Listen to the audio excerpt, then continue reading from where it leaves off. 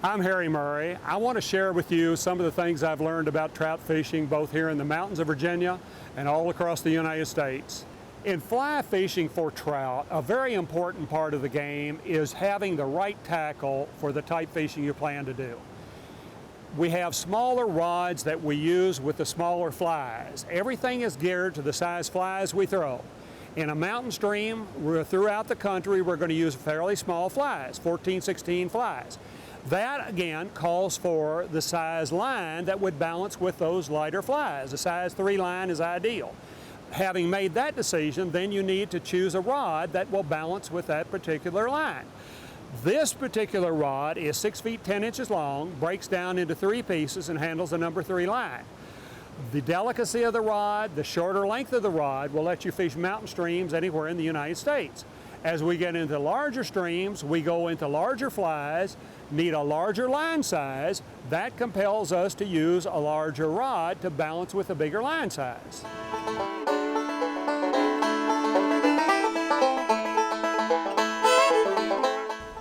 I'd like to share with you some of the basic information on tactics we use in these mountain streams. The foremost thing we need to realize is that these fish are very wary. Where we have these wild fish, they're afraid of predators, they're afraid of movement overhead, they're afraid of our approach. They're not afraid of us.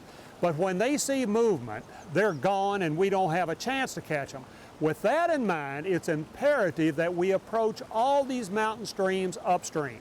We'll always turn and go into the current for the simple reason, because of the anatomy of the fish, they're always facing into the current. They're facing into the current because the current's going to bring them their food. Therefore, they're looking upstream, and as an old friend of mine says, thank goodness they don't have eyes in their tails. That fish is looking right at us, but because the sun's being in his eyes, he can't see us. We're not hidden that well, but he doesn't see us. Now, if we moved, he'd be gone in a flash. Notice how right under him you can see his shadow almost better than you can him. And that's one thing when I try to see a fish I look for. If I look out there and squint, I can see that fish's shadow much better than I can see the fish. So the wary nature of the fish is certainly something to be concerned with. I've seen buzzards flying over, cast a shadow on the pool, and actually scare the fish. I was fishing a little trout stream in Pennsylvania one time. There was an airport to one side. A little piper Apache came in and landed, threw a shadow over the fish I was fishing to, and he was gone in a flash. So anything movement overhead puts them down. We try to wear dark clothes. You certainly wouldn't come out with your orange grouse hunting hat on. You'd come out with more subdued clothing on it.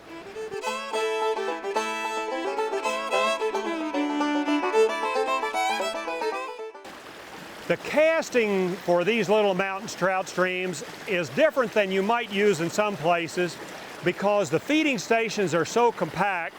We need to really hit what we're shooting at. In one case, it means a very close range. Now, this rod I'm using is 6 feet 10 inches long, so the feeding station right in front of that rock is only about 7 or 8 feet from where I'm standing. I need to be able to make that fly turn over and drop on the water naturally at close range. Now, what that calls for in casting, I just say hit it hard, and I'm punching with my thumb to make that turn over. You hold the fly in your left hand, you just pick it up and zap, you just turn it over right away. Now, in order to control the drag, you're lifting that up as it comes back. You're actually fishing with a line, with just the fly and very, very little leader, but you need to punch it. Here we have a situation where I've got fast water between me and the feeding lane over, we'll say, toward that big boulder. That's nice water. Obviously, I can move over some, but I don't want to get so close that I actually scare the fish. So a good cast to use there is what I call a puddle cast. This was developed by Vince Nero. You just aim it a little high and let the line fall in a puddle. In work, it goes, you throw it up and just let it land in a puddle. And see, your fly is going to drift. Naturally, look at the current pulling the line out. Now, finally, it started dragging. But look how long a drift I got. Let me do that again. So what you do is you aim a little higher, let it all come down in a puddle, then your fly will get about a 2 or 3 foot drift, and hopefully by that time you got your fish. Now, the other way you can do that would be throw a curve. If you want to throw a curve to the right, a curve to the right means you're going to kind of slice it like a curve ball. You chop it around there, it throws the fly downstream while the leader is still upstream. So that would help give you a draft, a decent shot. So you've got a choice of the puddle cast or the curve cast. Okay, the tackle on the mountain streams is a little demanding because of two things. For one thing, a lot of this fishing is done at close range. Most of us like rods that handle number 2 or 3, sometimes a 4 weight line.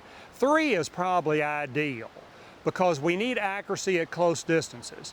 The other thing that governs our selection of a fly rod would be the overhead cover.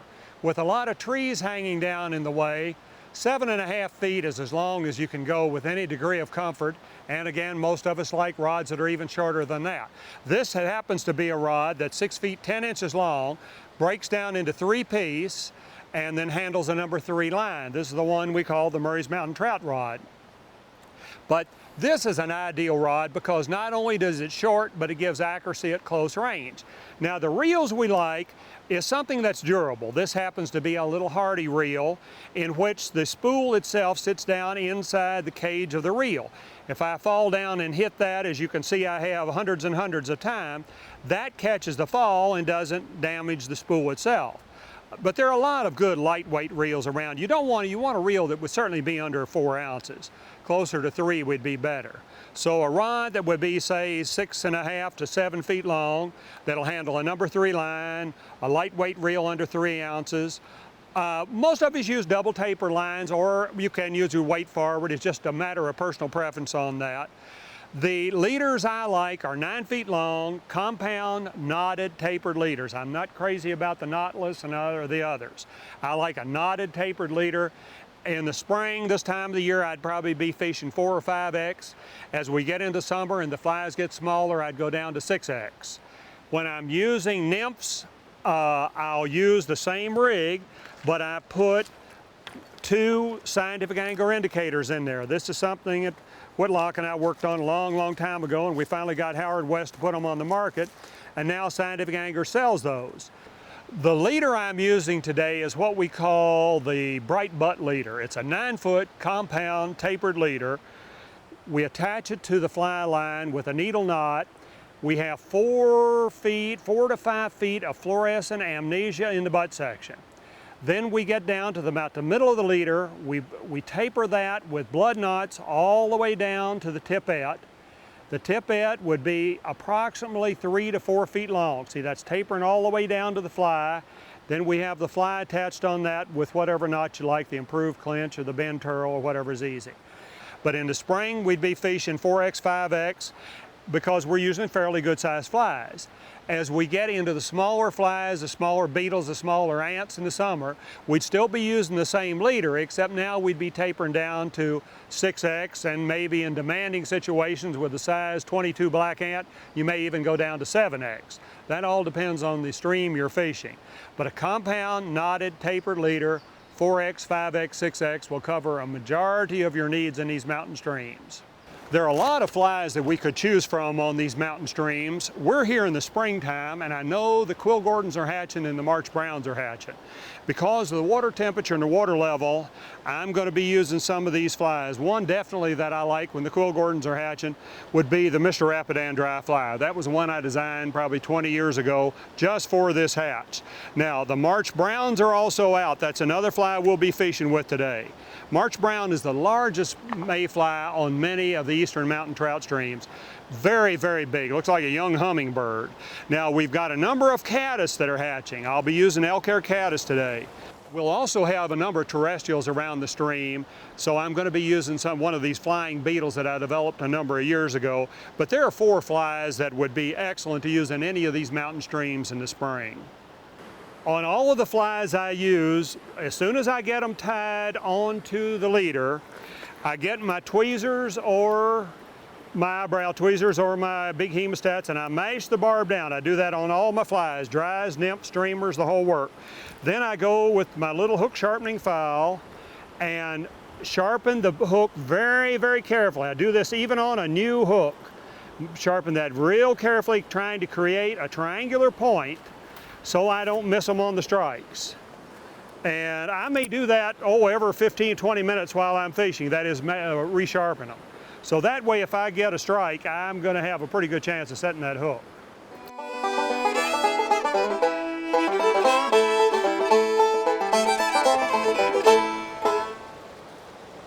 The first thing I do when I move in below one of these pools in a mountain trout stream is analyze the pool for three particular things. The first thing I'm going to try to determine is where these fish will probably be feeding. The second thing I'm going to try to determine is then where I have to cast my fly, but the most important thing I have to evaluate is where to put myself in order to make that happen. Now, there are various feeding stations here I'm going to point out to you. We're not fishing this pool. I'm just going to use this as an example. When you come in from below, you have to think, am I going to fish here or am I going to fish over there? If I fish here, am I going to spook any fish that would be over here? So if I've moved in here and I'm actually going to fish this area right in here is what I call the lip of a pool. Right in front of that chunk of rock, there would probably be a fish holding. He'll hold in there and sip in those flies as they come along. So I'm in a perfect position to make that work. I could drop in here, drop a dry fly up across him, probably catch that fish if I'm lucky. Then the next thing I would do is move in a little closer, look up along this side and see if I see any feeding stations. Up along these boulders looks real good to me. I'd call that the tail of the pool. I'd try that next. Then after I had done what I could do there, either catch them or not catch them, I'd look out in the larger part of the pool, which I simply call mid-pool. This is a typical area that will hold a number of fish, but seldom a big fish. Now that one boulder you're seeing there would be right attractive for a big fish to hold right in front of that. Remember, he has to have something to block that current. So he could hold right in front of that boulder, sip in the mayflies that are drifting right to him, and just get a real good meal out of all that. The majority of these fish are going to take it on the first drift. They don't have enough food anyway, so if it's a real insect, that insect isn't going to drift down the stream and fly back up and say, let's try 2 out of 3. So what I would do after I'd caught or missed those fish in there, I'd move on up in here and try what I refer to as the head of the pool. This area is very rich with food. Many of the mayfly, caddisfly, stonefly nymphs live right here. However, because of the speed of that current, it does not pose real good feeding stations in the central portion. What the trout will do is move to the side of that flow, over to the right or to the left, and fish what we call the margins of that fast water. If you think in terms of fishing where the fast water meets the slow water on the very edges, then you can pick a lot of fish up in that area sort of adjacent to the head of the pool. Now, what you're seeing right here is a close-up shot of the corner of the pool. This is sort of back under that rock. The flow here is actually upstream, if you would. Some people have trouble identifying just which way the current's going, but I can see some miniature foam on there and actually see it drifting upstream. That's what the food does in there. These feeding stations here are usually no bigger than a dinner plate. Now, the reason I've moved up in here is because I want my dry fly to drift just like a natural insect. Obviously, I could have easily cast up in there. That's no more than 30 feet away. But had I tried to cast up in there from this lower reaches of the pool, my line and leader would be lying on the water. I'd get dragged. The fly would come taxiing over him much too fast, and I probably would never come close to catching that fish. One area that can be of value, but not all pools have them, would be a great big back eddy itself. Now, these will be anywhere from a card table size to the size of an automobile. They're lying over in the side of the pool, and about the only way you can do much good in the back eddy is actually spot that fish in the feeding station. Now, I always try to see a lot of these fish when I come in, especially later in the summer when the water gets low. I use polarized glasses, I use a hat that has a dark underbrim, and try to actually see those fish in those feeding stations. Although the back eddy is a very good feeding station, in the bright sunlight we have on it now, the bigger trout will seldom move in there. Heavy overcast days, they'd pull in there early in the morning and late in the evening when they've got some shade.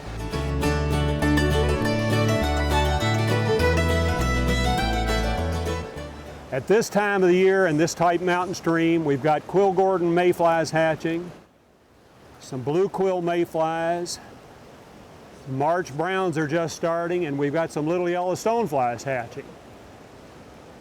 Although these fish are not usually real selective as to which fly they'll take, you want to be in the general ballpark size-wise.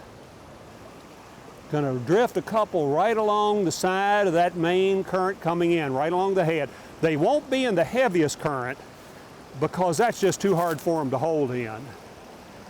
And this is pretty fast current. I'm going to go up here, and there's a corner here, but it's awfully heavy.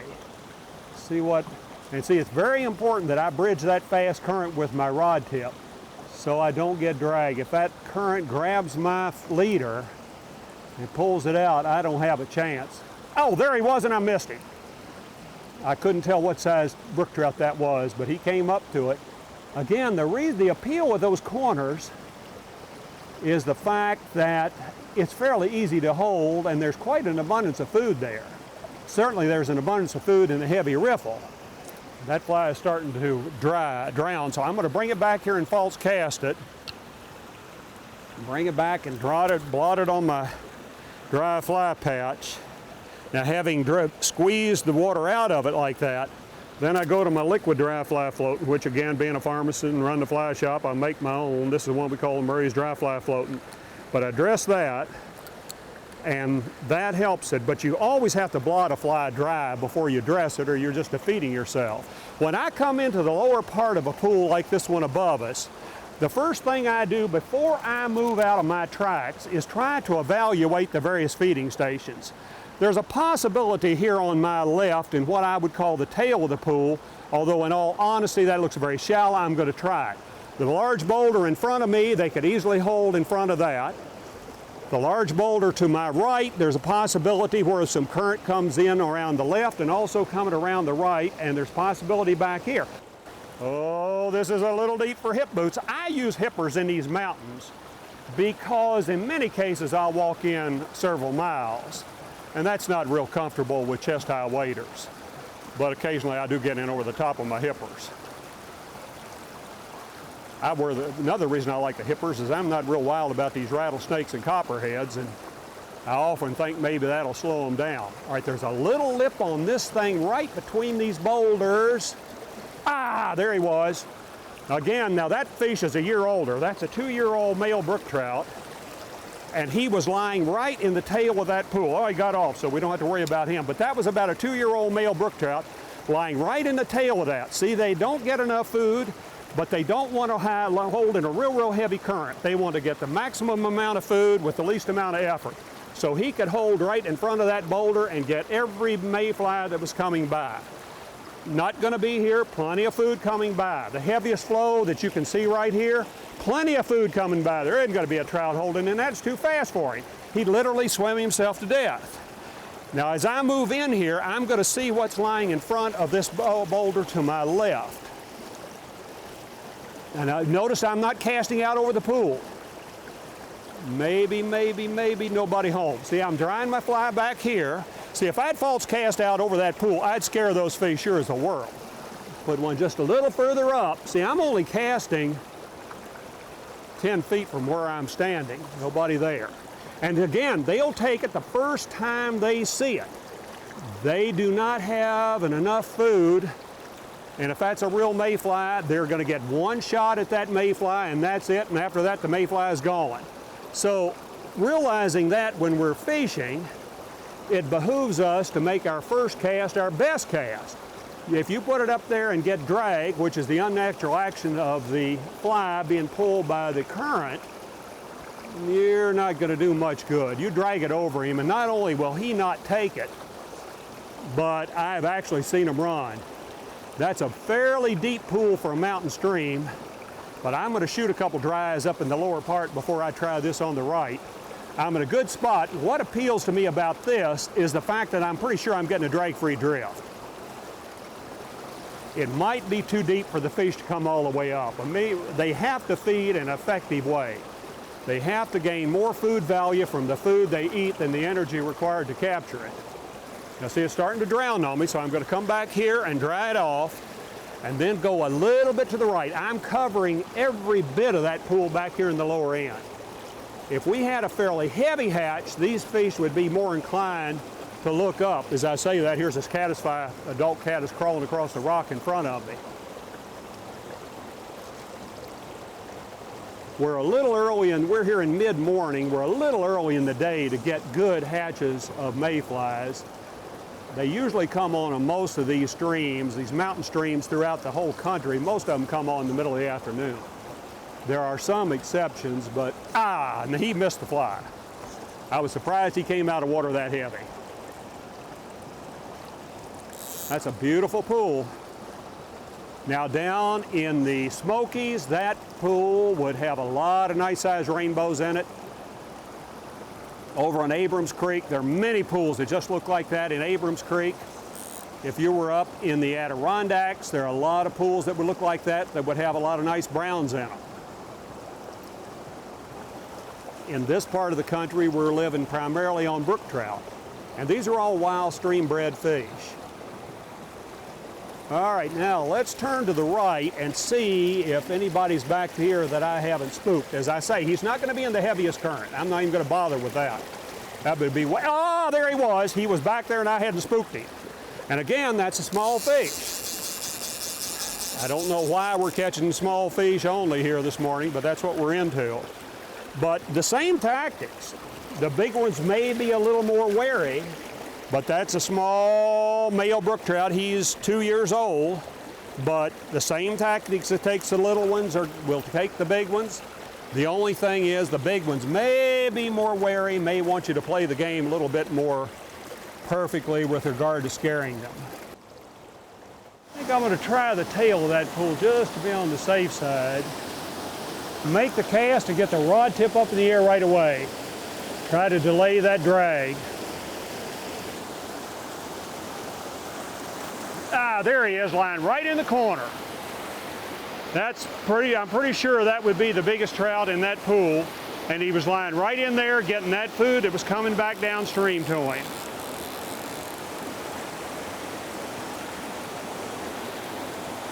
And again, if I would have been on the Gardner River in the Yellowstone National Park, I would have fished it the same way. Now that is a 3-year-old male brookie. And the tactics are the same, whether they're browns or rainbows. Down close to Cherokee, North Carolina, we did the same thing in some of those mountain streams, catching rainbows galore. That's a 3-year-old male brookie. See, he's got an undercut jaw, bright colors. Some people would even say his spawning colors, even though we're seeing him in the spring. And again, we gently release the fly, take the fly out, put him back in the water very gently.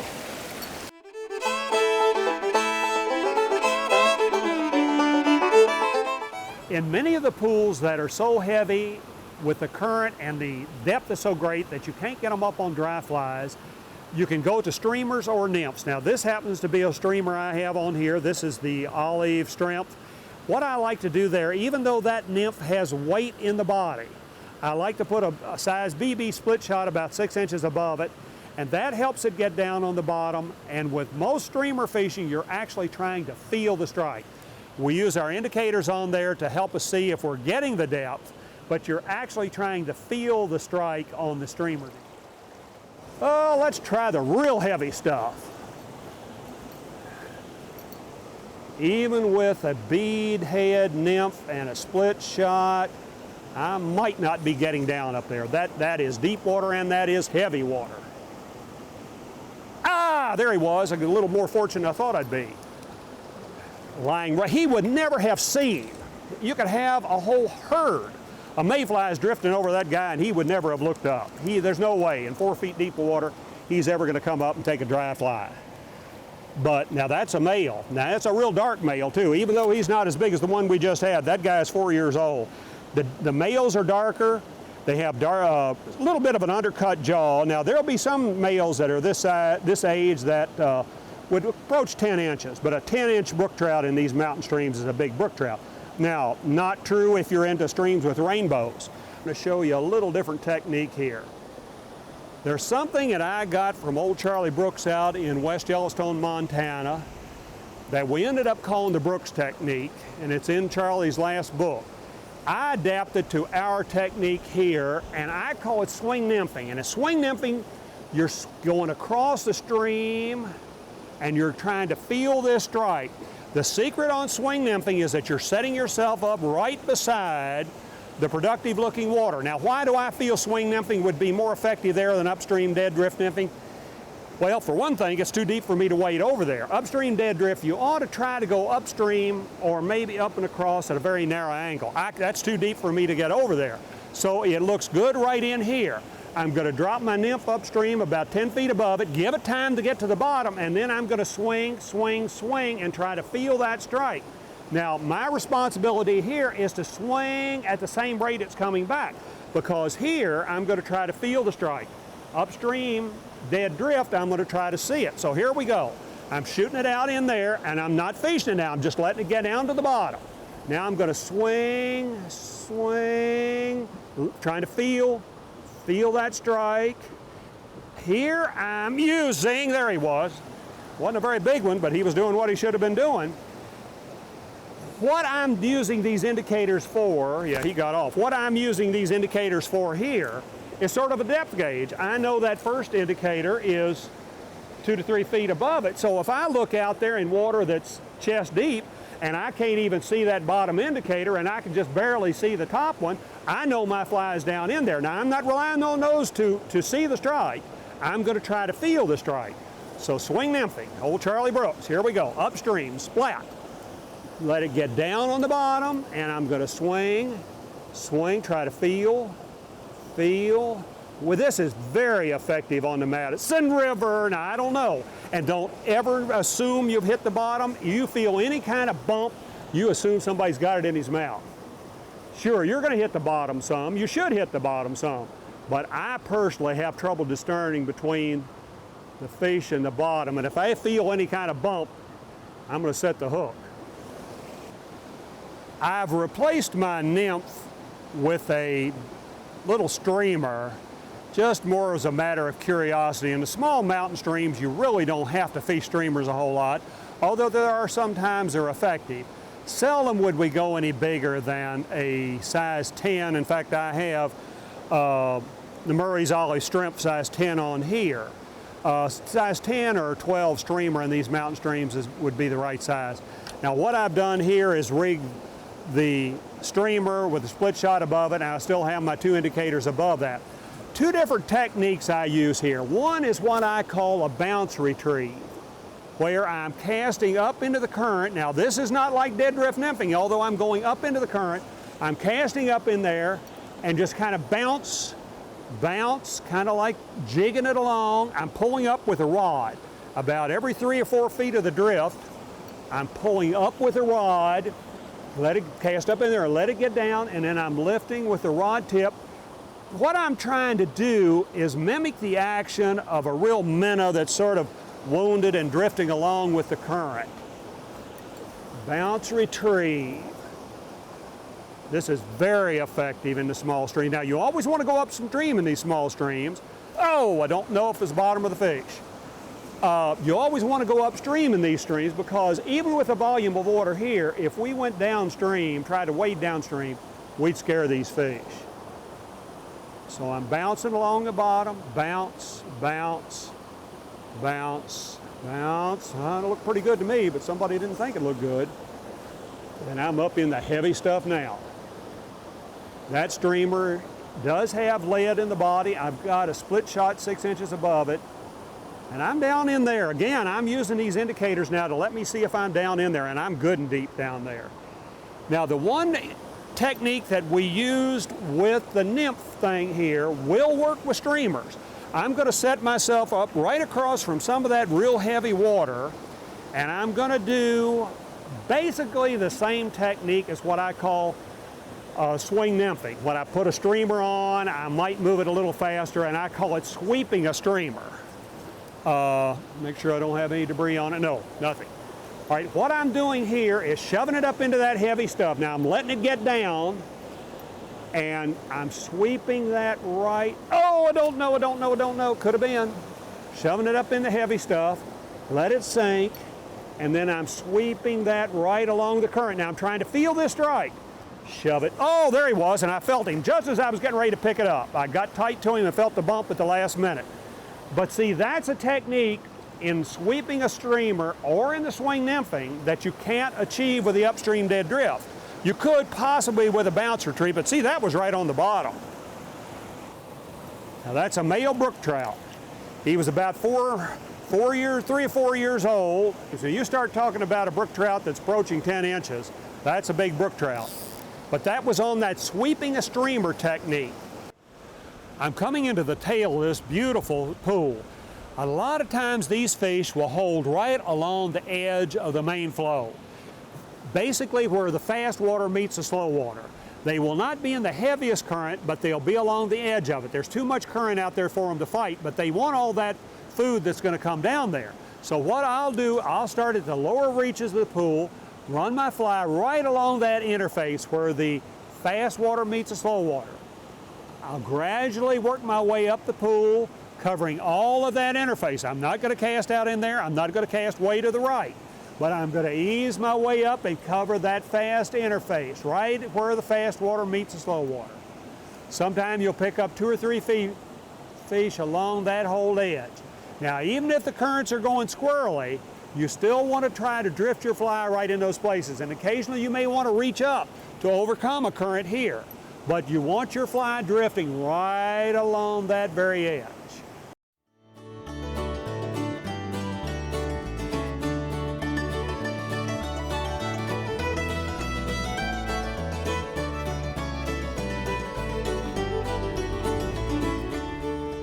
We're beside a medium-sized trout stream. These streams are a little different than the smaller mountain trout streams in that these streams have a great minnow population which will enable us to use streamers. When we say streamer, we mean minnow imitation. They'll also have good stonefly populations which will enable us to go to big nymph imitations. When I stand here and evaluate the water beside me, the first thing I have to decide is where I suspect the fish will be holding. That is extremely important. That's reading the water, page 1. Where do I think the fish will be? Then when I make that evaluation, next I need to know where I'm going to put my fly to make it fish naturally as it approaches the trout. After I've made that choice, then I need to decide where I'm going to put myself to put all this together. So where do I think the trout is? Where do I going to put my fly? And then where do I position myself? The uppermost portion that you can see from here is what we would call the head of the pool. Sometimes we'll call that the riffle. In this case, it looks like it's composed more of ledges. But the head of the pool is where the water comes in from the pool above it, tumbles down over its own riffles, then ends up in the middle of the pool. Up tight into the riffle, you're going to have a lot of stoneflies. We'll probably fish that upstream with some dead drift nymphs. Now, as you approach the lower part of the pool, the tail of the pool is right where the water leaves this pool to go out across the riffle into the next area downstream. On the mid-sized stream, we're going to be using some larger flies, which call for a larger line size than we would have used in the small mountain streams. Having made that choice, then I know I need to go to a larger, stronger rod to throw this. This happens to be a number 6 line. The rod's a 9-foot rod that handles a number 6 line. It has a fairly delicate tip, but it's pretty strong in the butt section. So that'll let me throw the floating line that I'm going to start with, but if I see I need to go to a sinking tip line or a sinking head, the rod will still carry it. But number 6 line with a 9-foot rod is pretty much ideal for this type water. These larger streams enable us to fish them downstream, which we couldn't do in the small streams. So I'm going to go up in the head of this pool and turn and fish back down this way using a streamer. I put my sunglasses on as I've entered this water right here because occasionally I can spot a fish as he turns and looks at my fly. The water's clipping along at a pretty fast pace. I'm going to put a size BB split shot about 6 inches above my fly. I'm using a floating line here with a 9-foot leader tapered down to 4X. I'm using a size 10 olive shrimp with a about 6 inches above it. I've got a size BB split shot. That will enable me to match a lot of the minnows and some of the nymphs in here. Now I'm going to cover the closest water first, just going out right across that near water just in case there's somebody out there. I'm putting that over the first or second finger of my line hand and stripping very slowly. I'm really not to the water I plan to fish, but sometimes those trout will move out a little bit to the side of the heavy water. Once I wade out there and fish it, I've spooked anybody that's back here in this shallower water. Now there I have to mend it down, meaning I've got to get across that current, bring it across perpendicular to the stream. The object of going broadside to the current enables the fish to see the fly as a big mouthful. If we hang it in front of their nose or have it racing by their face, they may not see it as a very big fly, but if I can come across broadside of that current, it's going to make it look like a pretty good sized mouthful. Just working it across that faster water. Coming down and across. The slower I can retrieve it, the deeper it's going to run. Very fast current. I don't think I'm getting down close to the bottom, which is where I really like to have my fly. So let me turn. Now the sweeping a streamer, I'm casting upstream. I'm going to give it time to sink, but I'm going to be fishing it right here beside me, trying to feel that strike. I'm going up in there now. I'm not really fishing that. I'm giving that time to sink. I'm stripping in the slack as it enters that deeper water, and then I'm going to swing and pivot and swing the rod trip. Oh, I don't know if it's the bottom of the fish, but see, I hadn't bumped the bottom before. Upstream, let it sink, sink, sink. I'm not fishing up there. I'm fishing right here beside me. After it gets down in there, then I strip in the slack and swing with it, trying to feel that strike. My strength is running probably around 3 feet down, and that might not be enough. I'm going to take that olive strength off and put a marauder on there that's tied a little heavier. I put a black marauder on here. It has lead eyes in it. I'm going to leave that split shot in there. I just don't think I was getting deep enough out here in front of us. We'll see what that does. That's going to run deeper than my strength did. And rather than put 3 or 4 split shot on, I just don't like to go to more than 1 split shot. But this fly does run deeper, and we'll see what that does for us. Yes, there he was. He hit it right at the end of the turn. It was right down in the bottom in water, probably 4 feet deep. But he was lying right around a boulder that I was watching, and he took that right along the bottom. Strong fish for his size, very strong. Now, no larger than he is, I can easily land him without the net. I'll show you how to do it. We use this on some of the Spring Creek techniques. If that would be a bigger trout, say up to 4 pounds or so, what you do is put him on the reel. That means recover all the line here, and then you can just sort of back up the bank with him, and that lets him slide right up on here. Obviously, it's better to use a net, but if you don't have a net with you right at the time, you put him on the reel and just let him slide up toward the bank. Now, you don't want to get him out here in these rocks and beat him to death, but you just let him come right in toward the shallower water.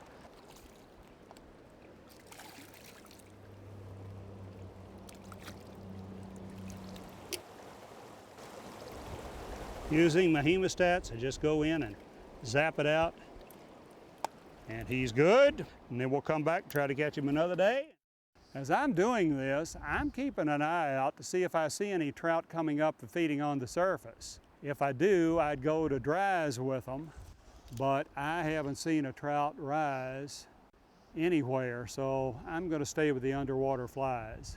I'm switching to a separate spool that has a sinking tip line on it. We're coming into some right heavy water here, and in order to help me get my flies down deeply, I'm going to put a sinking tip line on here. I carry this extra spool in my vest that has the line on it, so all I do is just pop that into my same reel. Water this heavy, and the fact that the fly's down deeply, you don't want to go any heavier than tippet than about 4X, but on the other hand, if you went lighter than that, you'd probably break them off. So I'm going to go with a little black marauder. It has a bead head on it. When you're using these sinking tip lines, we try to keep the length of the leader down to about 6 feet. If you go longer than that, you're sort of defeating yourself, because if you go with a real long leader and a sinking tip line, the line doesn't have a chance to pull the leader down. And I'm mashing, that's a new fly right out of my bend at the fly shop, and I'm mashing that barb down. And then I'm going to sharpen him before he even sees water. Let's check that leader. How long? Yeah, that leader. leader's about 6.5 feet long. I'm going to cheat a little bit and use a technique that I call sweeping a streamer, which is much like that technique you just saw me doing. But what I'm going to do, even with a sinking tip line, I'm going to flip it up into that current, let it get down in there. Now it's imperative that I get tight to that because I don't have any indicators in here. That's down much, much deeper, and if I don't be careful, I'm going to be much too deep. Trying to feel that strike right along the bottom. And if you want to get your maximum depth, you come in closer to you. And the reason that's going to get the maximum depth is that I can negate those currents with the rod tip. I can reach out over those wild currents, and that guy is either going to hit the bottom or get me a fish because he's right down on the bottom.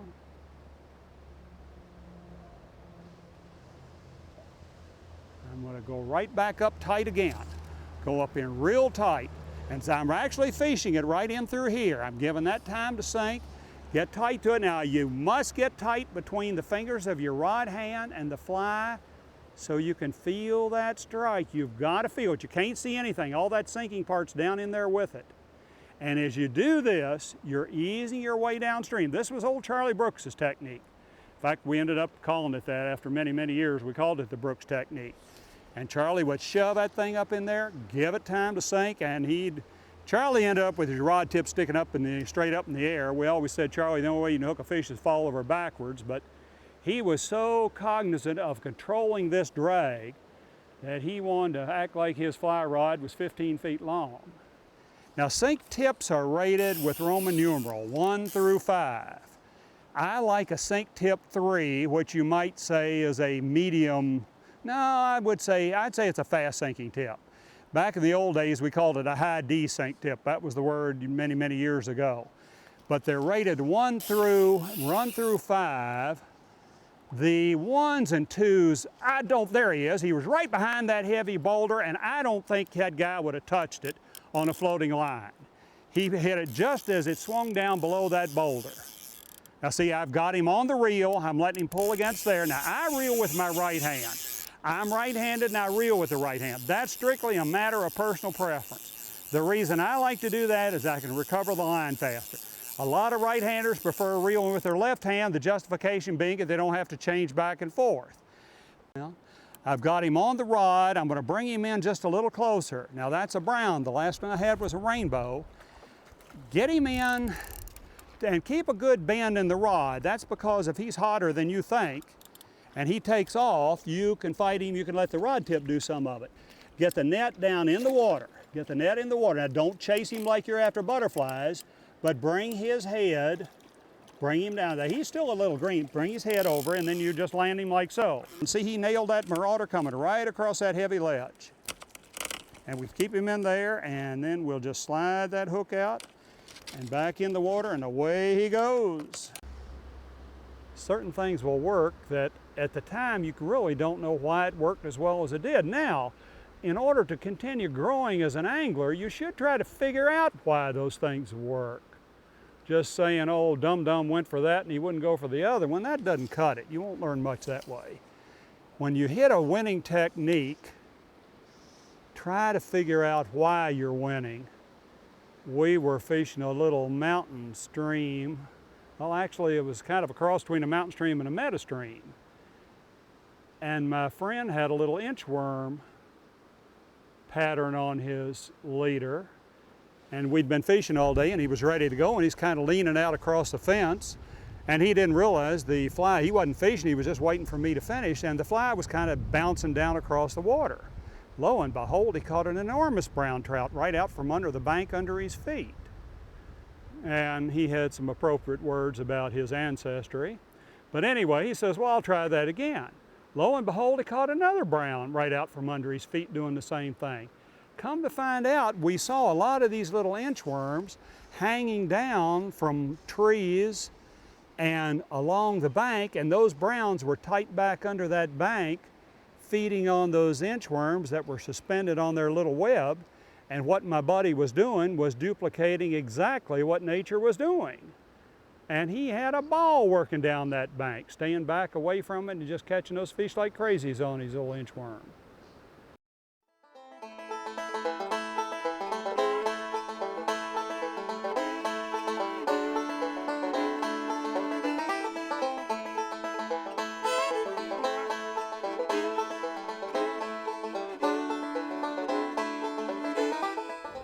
We're going to be floating down the Yellowstone River today with Richard Parks. Richard's been guiding here all of his life. He knows the water well, and he's going to show us where to fish.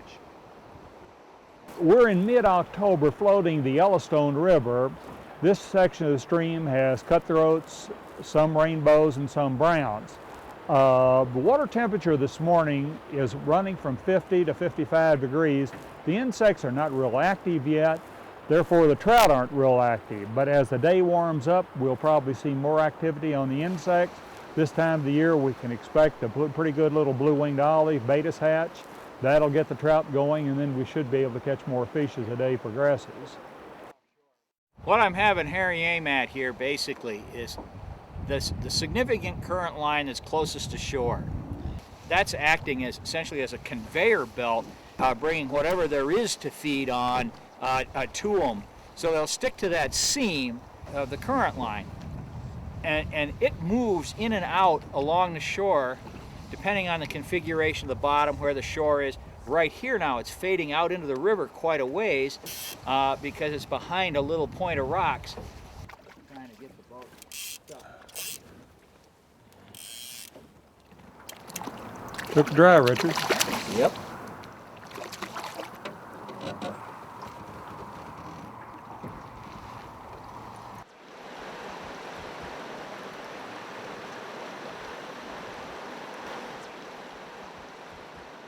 That cutthroat took the Coachman True dry fly, which Richard likes on this river because it imitates a lot of different insects. Now we're running a Prince size 16 dropper behind it, but he took the dry.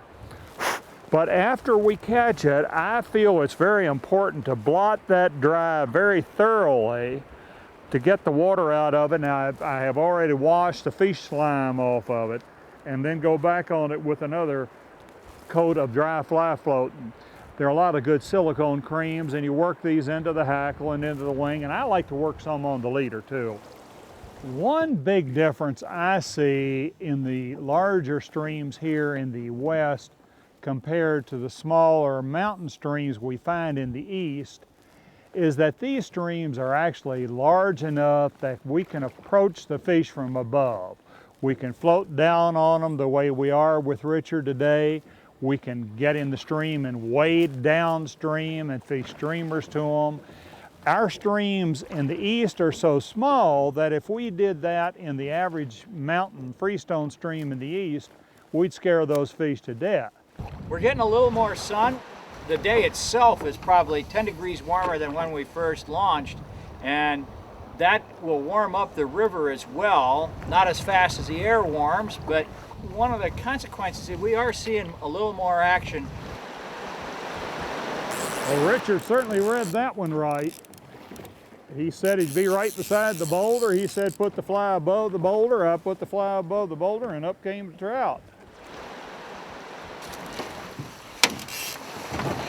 A yumping brown trout feller, and he ate the nymph. See how the prominence of the red spots and the dark spots that are including fairly heavily on its head. One of the species identification problems people have is sorting out brown trout from cutthroat trout, rainbow trout from cutthroat trout, or rainbow cutthroat hybrids. And the spotting pattern is one of the more reliable ways of making that differentiation. There he goes, going. On the back side of the boulder, Richard felt it probably wouldn't hold many trout because there really isn't much current back here. That if a trout's home was someplace in this area, he would probably choose to feed on the outside of that boulder because that's where most of the food's going to be. There's various things that happen when you're going down the river. When we were sitting here last year with Harry and Jeff, we were sitting right here eating lunch, and grizzly bear got up out of the brush over there and walked across the channel and up off that way. So that's kind of nice, as long as the grizzly bear didn't want to join us for lunch.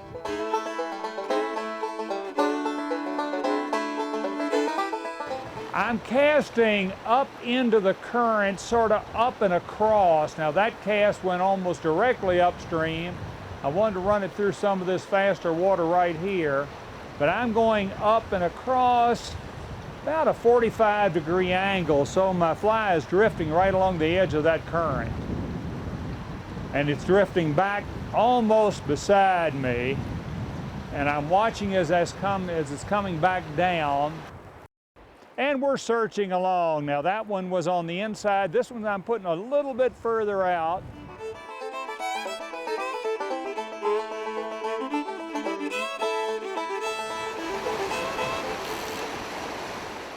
These boats don't really take a lot of water. They'll draw about a foot, which is pretty good considering that the boat itself weighs about 350 pounds and will typically have close to 600 pounds of people and gear and that sort of thing in it. So they're very maneuverable boats and can handle fairly shallow water. Even if it's only less than a foot deep, if there's a good current over the bar and it's not too big rocks, I can skate the boat right over a bar. They're also very stable, even in rough water. This is a little whitefish that picked up the nymph underwater. We would obviously much rather be catching trout, but there are times that a whitefish is better than nothing at all. I'd much rather be catching smallmouth bass than a fall fish, but I'd much rather be catching a rainbow trout than a whitefish. But up to a point, I'd rather catch a whitefish than nothing. Here he comes. And this is, oh, I think he's going a little harder. Got him. Well, what we got here is, this is pretty, almost a 14-inch cut, I think. Real nice fish, classic cutthroat. You can see the throat slash, the brown shade to gold, the pattern of dark spots, but no red spots like a brown might have, even though the brown might be colored fairly similar.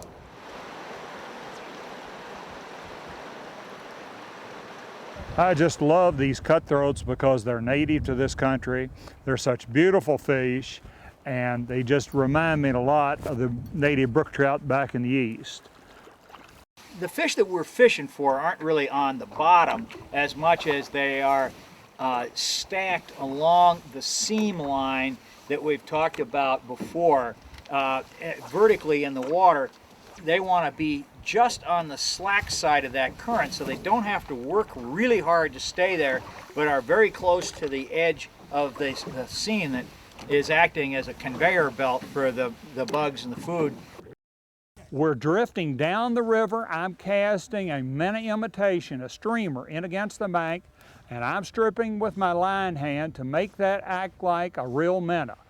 Then when I feel the strike, I'll set the hook here and here. Now, I don't want to just snap it off in his jaw, but I do want to use that line hand stripping action to impart the action to the fly, and also to make sure I'm tight to it, because as the boat's going down, if I didn't retrieve, I'd be going right on top of it. I'd have slack line in there and never been able to feel the strike. See, the boat is moving downstream with the current.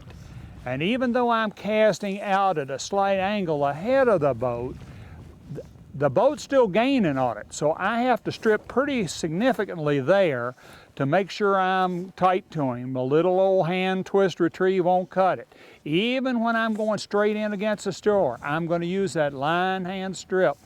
There are certain lines that are designed to fish underwater. The one I have in my right hand is what we call a high D head. This is where we have 30 feet of a very, very fast sinking fly line attached to mono, and we attach that with a needle knot. Then that will go out and fish real deeply.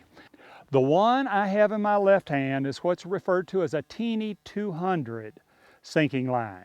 In this, approximately the first 30 feet sinks very quickly. It's attached to a white part of the fly line which is floating.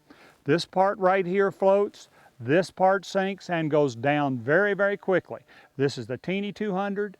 The other one was a high D head, and they're both fished very much the same way.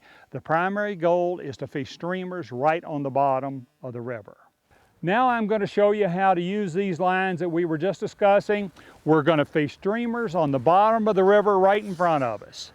I'm using a 6-weight rod, a teeny 200, which means it's sinking pretty fast. I'm putting it out there, giving it time to get down, and I'm stripping it right back along the bottom. Sculpin patterns are good for this. The old woolly bugger's popular. I particularly like the Murray Helgermite. I use that more for this than any other single fly. Strip it back, pick it up, make your back cast good and high, and then fire it out. And if you want a double haul, you can keep putting it out. But it's very important that you have that rod tip pointed where the line is coming out of the water so you can feel that strike. If your rod tip's too far up, you may not feel the strike, plus you've lost the capacity to set the hook. Now I've got that head back in. Put it up, give it one haul back, give it a haul out forward, and that's putting it way out there. So any browns, rainbows lying across the bottom are going to see that swim right across in front of them. Those certainly were beautiful trout. We practice catch and release because most of us feel these nice trout are too valuable to be caught only once. I think you can see why I enjoy fly fishing so much. I hope you've learned things that you can use in your fishing.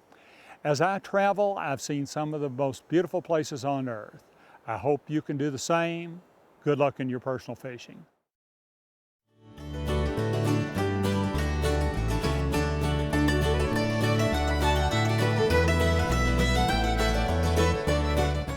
The basic cast that I like, I put my thumb on top of the grip, hold the line securely in my line hand. The first part of the motion is simply to pick the rod up. I lock my wrist and just pick the rod up with lifting my forearm. Gets right up here beside my ear, then I snap it back, snap it forward. Putting the rod in the hand, coming up, up, up, up, up. I haven't moved the wrist. I snap the wrist right there and away to go. Now some people like to let the rod stop about perpendicular, some like to stop about 1 o'clock, some a little further back. Whatever is comfortable. With the rod in your hand now, you're coming up to here, snap it right there, and then come forward. The two problems we encounter is some people aim too low behind them. Then the line is always down on the water. Another problem we run into is people come back so gently that the line never gets back behind them. So you want to make sure right at that point you snap it pretty securely. Right there, you snap pretty securely. Then the last thing you do on the forward cast is turn that thumb over. That helps you follow through and makes the line fly out very smoothly.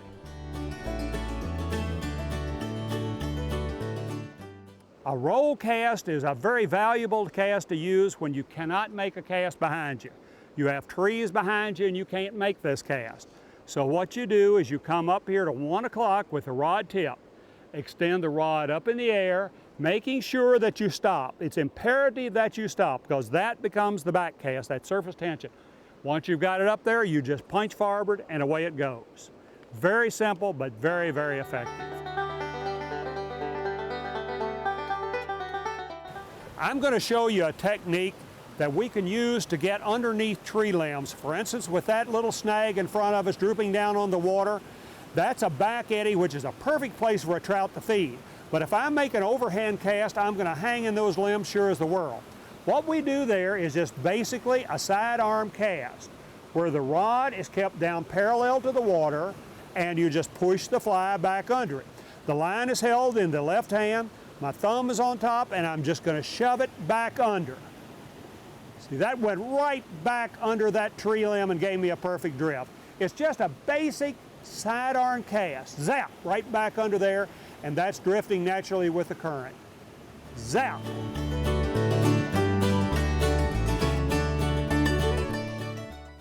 I'm going to use a bounce retrieve with a streamer over in here because it's going to let my fly get down pretty deeply. Now the bounce retrieve I shove up into the current, let it get down deep on the bottom, and then I just bounce up off the bottom, bounce, bounce, trying to feel that strike. Trying to feel that strike. I'm trying to mimic a wounded minnow, you might say.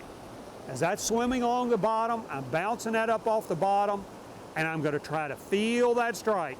I'm using those scientific angler indicators here, not in strike detection, but to let me know if I'm getting the depth I need. But all that is just involved in bouncing that streamer up off the bottom. This is very effective, even in many larger streams. We use a lot of this throughout the Rockies in some situations. And you're just bouncing it up. Now there's a technique I want to show you that I call sweeping a streamer. That is very, very easy to learn and very, very effective. Now what I would do on the sweeping the streamer thing is in water that is so deep that I cannot wade out in that part, I'll set myself up right beside the water I feel is very productive. I'm going to cast upstream, let my streamer sink down, and then just sweep it along the bottom and sweep it along the bottom. This is an excellent technique for beginners because when you've done it right, you have a tight line from those fingers all the way down to the fly, and you'll be able to feel that strike instantly. And when you feel the strike, you sock it to him. But what we're going to do out there in that deep water, we're just going to sweep it, sweep it, sweep it, and maintain that tight line from here all the way down. If you want to hold that in your line hand, you can do that, whichever you feel more comfortable with. But the first thing is the most critical thing of this part of the procedure is to set yourself up right beside the water you want to fish. This is only effective out to about 20 or 30 feet. Beyond that, you don't have the control. You cast up, let it sink. I'm not fishing it there, I'm letting it sink.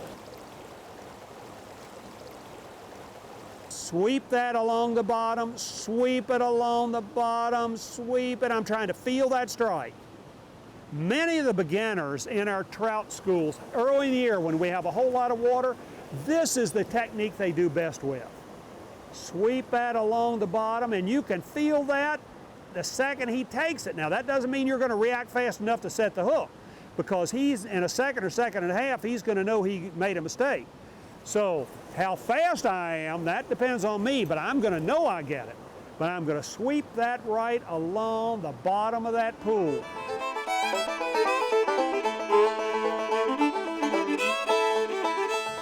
This is a nice pool. There's a good chance there are going to be some fish feeding on that far side.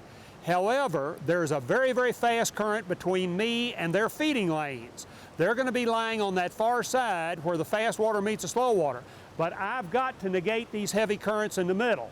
So a good cast would be, the first one we'll do is Vince Marinaro's puddle cast. Now remember, the goal of this thing is to get the fly on the water and maintain the longest natural drift. Marinaro's puddle cast, you just aim higher and let it land in a puddle. And see, now my fly is drifting along naturally, it's still drifting naturally, it's still good, it's still good. Now the current finally caught it there. But without that, let me show you what happens without that. Without the throw a straight line, I'm already getting drag. I didn't get 6 inches afloat. The Marinaro's puddle cast, I'm going up in the air, throw the slack in, and all this lands just like Vince said in a puddle. And I'm still getting a good drift. Now it finally caught me. Now the second cast you can use here is the one that Gene Burns perfected, and that's called a lazy S cast. And again, the goal is to have that fly drift naturally just like a real insect. The curve cast, you wiggle the rod tip from side to side as the cast is going forward, like so. Coming forward, I wiggle the rod tip side to side. I've got fast current back in here. I'm still getting a good drift. Now it finally caught me.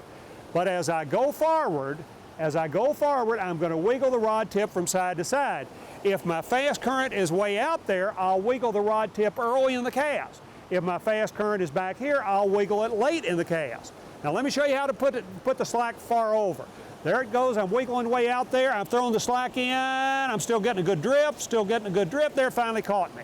Now if I want to negate this current, when the cast goes forward, I'd wiggle back in here, and that lets the slack come back in here. Now the third cast you can use here to try to overcome these currents would be a curve cast. A curve cast, you come around sort of sidearm, you hit it at the last minute like throwing a curve ball, and that makes the fly and leader curve to the left. Goes like so. You come around and just hit it. You come around here and just hit that to the right, and now that's putting the fly downstream ahead of the leader and line, and it finally caught up and I got dragged.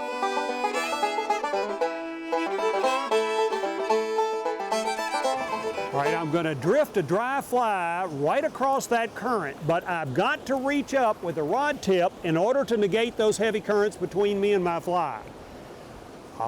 He's gonna have to have a natural drift with my fly, and the best way to do that is just to simply reach up and get over the top of them. Now naturally there comes a point that I just simply can't reach over all the currents, but I can negate many of them by reaching up to overcome these currents back in here.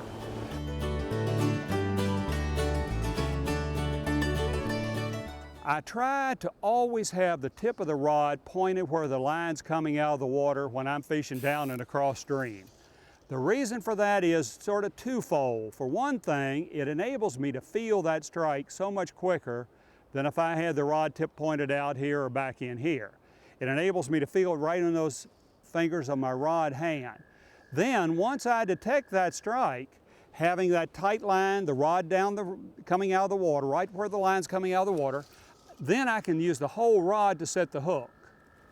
These streamers we're using now are pretty good size flies. Now you don't have to hit him so hard that you're going to cornfield him, but you really want to set the hook. The little dries, that's not that much of an issue.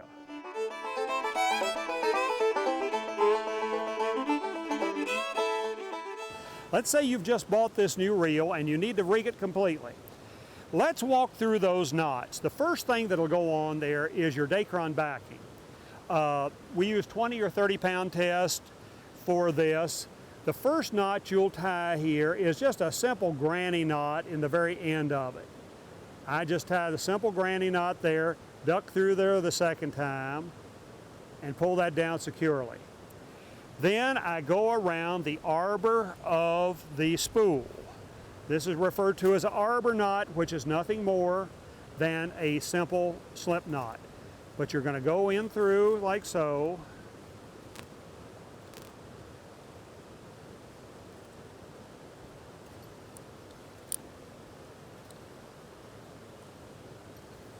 And all that's done is just wrap it around the center pillar of the spool.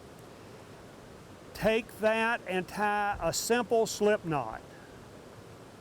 You form a loop, go around the loop in the line and slip that through there, and just out of habit I go through there the second time. I don't know if that's necessary or not, but that makes a nice strong knot. Then you slide that down right against the arbor of the reel. Okay, the reel instructions will tell you how much Dacron to put on. Could be anywhere from 20 yards to 200 yards depending on how big the reel is. Now, I'm not going to attach any more there, but you would have to do that in proportion to the amount of backing you have on. I'm going to cut that off, and then I'm going to show you the knot that I like to use to attach the fly line. So let's say we've got 100 yards of Dacron backing on there. The fly line is attached to that with an Albright knot. The Albright knot is an excellent knot for this. To try the Albright knot, you just fold that back over itself about 3 inches, take the end of your Dacron, stick it through the hole.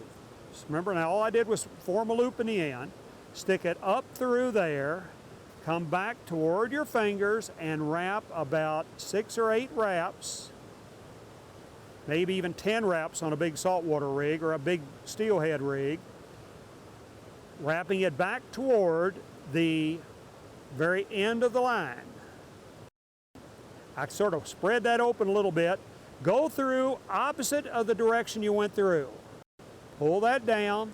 I use my fingers to slide that forward. See, I'm just sliding that all those wraps up toward the end of the line. Pull on the main part of the Dacron, pull on the short part of the Dacron, and then seat that down real securely. That is the strongest knot I know for attaching the Dacron to the line itself. Now when I say Dacron, there are other backings that are used, but Dacron's the most popular one. So that's what you're going to do to put your fly line onto your backing. Then you crank all of your fly line on. Now, right important that you do this under a fair degree of tension. If I'm using a relatively small outfit like this, I may just hold it securely there. If I'm using a saltwater rod, I might have that all under a book with a tremendous amount of tension going on under there, so that all that goes onto my reel with a fair amount of tension. Now, in order to attach the leader, the easiest connection you can use there that is a good connection is the needle knot or the nail knot. you take the skinniest needle you can find, stick it in the very end of the fly line, slide it back about 1/8 an inch, take some kind of little pliers or hemostats, stick it out through the side of the line about 1/8 of an inch back, and slide it down so the eye of the needle is just outside the end of the line. To attach the leader or the line leader connector with that knot, you need to use a razor blade to shave it down. I strongly encourage using a single edge razor blade for that. You shave that down to get a really fine tip so it'll go through the eye of that needle. Okay, that's threaded through the eye of the needle, and then I get my little tweezers and pull that through.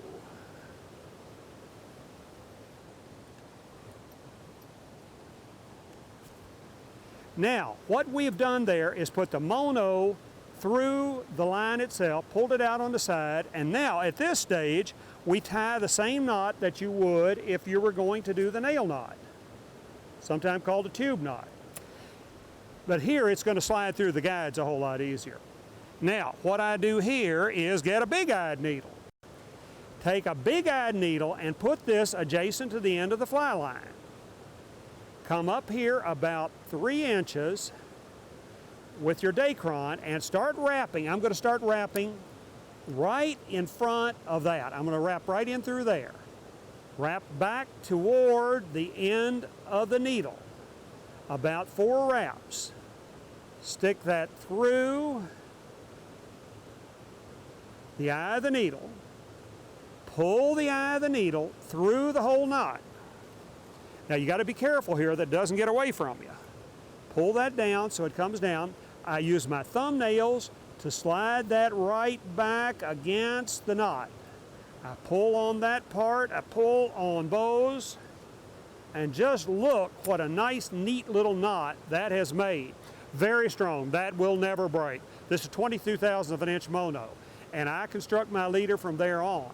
Now, one option you can have at this point, if you want to attach your leader to your line with a loop-to-loop connection, this is the way to go. You fold that back across itself, come out here about 4 to 6 inches, fold that back across itself, and tie a simple granny knot. That's the easiest knot. If I would have said just form a loop on there, that's the easiest thing you could do. And you go through that little loop the second time. That becomes a double surgeon's knot, and we use that a tremendous amount. Now that can cut your fingers because it's so strong, so what I do is just stick something in there to pull that down good and securely. Then with my clippers, I come back and clip off the tag end there. So that's the loop that I'll attach to my leader, and that's the knot that'll hold it in place. There are 2 basic knots that all fly fishermen need to know. One of them, you need to be able to attach the tippet to the leader, and the other one you have to be able to attach the fly to the tippet. The first one I'm going to show you is the double surgeon's knot. Now in order to do that, we'll say this is my leader, this is my tippet material. You let them overlap about 4 inches and tie a simple granny knot. Now in order to do that, I just throw that around. I hold that securely with my thumb and forefinger. I pull that through, being careful to pull the entire tippet through. I do not let go there. I come right back and go through there the second time. Now that is basically the knot. Now it's very important that you pull all 4 pieces at the same time. Pull them until they're down secure, and then set those very, very tightly. That is a double surgeon's knot, which is a very strong knot to use in attaching a tippet to the leader. With your clippers, you go in there and cut off the tag ends, and you're ready for action. A second knot we can use to attach the tippet to the leader is called a blood knot, sometimes called a barrel knot. I let that overlap about 4 inches, 3 to 4 inches, take the one on the far side and wrap that toward me about 4 turns, stick it through away from me. I take the one on the far side, wrap that away from me 4 turns, stick that through in the opposite direction that I came through. It should look like a scarecrow sticking out on the side. I draw that up real tightly, Then I get my clippers and cut off the tag ends on both sides. That is an excellent knot to use in attaching a tippet to the leader.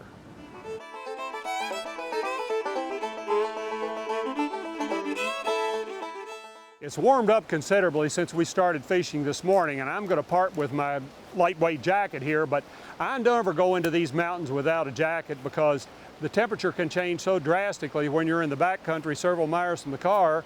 You just want to be ready for it.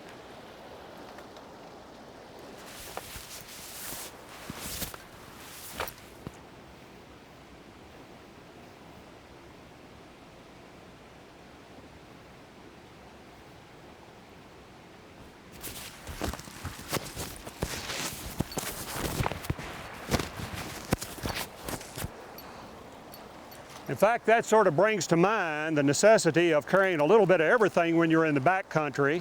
You never know what's going to happen, and I have just a little plastic bag that I always keep in the back of my vest with everything that I think I'll need. You never know when you might fall and get hurt, so therefore I've got a whistle here that, you know, sort of a standard come get me, I'm hurt is sort of a 3-blast on a whistle. I keep tape to patch holes in my waders. I keep rod repair equipment, keep little knives, sort of a Swiss Army knife type thing that I can use for many different functions. I also keep a snake bite kit. I don't know if I'd ever be sharp enough to use one if he got me. I use the Sawyer extractor. The theory is that it has such a tremendous pumping capacity. If you put it right on where he's got you and suck back on it, the theory is that it pulls the venom right out where he got you. In the back of my vest, early in the season and late in the year, I carry that little Patagonia jacket you just saw. If I'm going to be very far into the backcountry, I'll always have a lightweight raincoat that will come down and cover my hip boots. I've had hip raincoats before that stop here at the waist and all they do is funnel it into your waders. I want some type breathable, lightweight rain jacket that'll actually come down over the top of my boots. A good vest is invaluable. You want a vest that'll let you carry everything you need and still not weight you down. I've laid out 3 rods that cover all of my needs for trout fishing all across the country.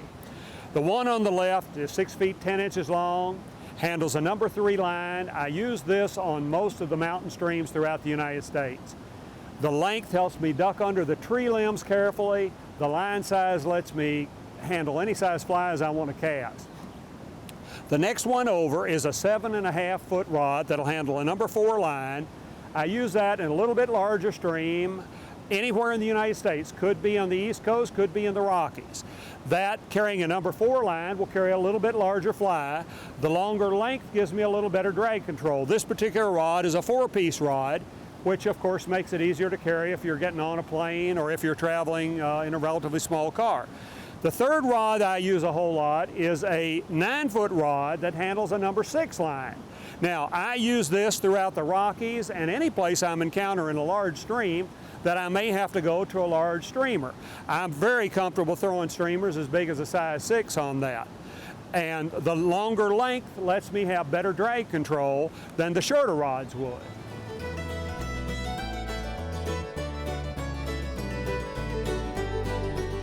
This is a beautiful adult Dobson fly. This is the adult of the insect we know as the hellgrammite. The hellgrammite is the larva of the adult Dobson fly. Since the fish are more prone to see the larva, we use the fly like the Murray's lead-eyed hellgrammite to match the underwater form of the Dobson fly. These are very, very effective because there's a 3-year cycle on this. This guy will hatch out, fly away, come back, lay eggs, but even though he's just hatched out, there'll be 2 more years of the larva of the Dobson fly in the water. There are a lot of caddis in the stream right now. There's some back in here that actually build their cases in out of sticks. There's one you can spot them from a mile away. The old timers used to call this stick bait. And there's a little caddis larva in each one of those. If we just lay that on the dry rock, he'd eventually crawl out of that and crawl back in the stream, but he looks like just like a little miniature fishing worm, you might say. He'll come out there and let a little kind of little mesh deck, like a lady's nylon hose, hang out there. That collects his food. then he'll hatch out later this spring and fly away. As I say, fish are very seldom in these mountain streams selective when they're feeding on caddis. In the spring, a lot of mayfly nymphs live under these stones like this. Okay, right there is a small mayfly nymph. See, he's moving along there just real slowly. That looks to me like a small March brown. It's either March brown or gray fox. March brown is a Stenomia vicarium. He'll get about twice that size. He'll hatch out probably in about 2 weeks. But they'll be hatching, and most freestone mountain streams, the majority of the hatches are over by early June. And then we're living predominantly on terrestrials, the ants, the beetles, the crickets, that type thing. I just pulled this grass off this rock behind me, and look, it's alive with these little stonefly nymphs. That's a little yellow stonefly right there. There he is crawling up my thumb. They're starting to hatch. We just saw one in the air a minute ago, and they'll be on all summer. Now, that's one hatch we can depend on. The little yellow stoneflies start in the spring and go all the way through sometime into August, and the fish just love them.